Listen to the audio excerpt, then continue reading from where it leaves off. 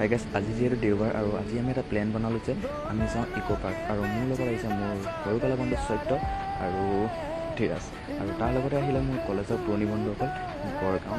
তো একচুৱেলি আমিতো বহুত দিনৰ মূৰত লগ পাইছোঁ, প্ৰায় 2 বছৰ মূৰত। তো বহুত ভাল লাগিলে।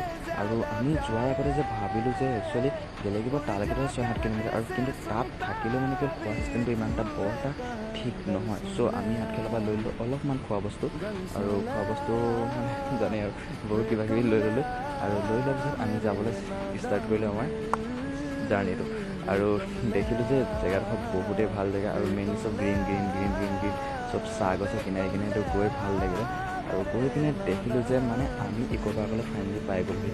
আৰু ইক' পাৰ্কত মানে কি হ'ল, মাত্ৰ টিকেট চিষ্টেম আছে, মাত্ৰ 20 ৰুপিজ।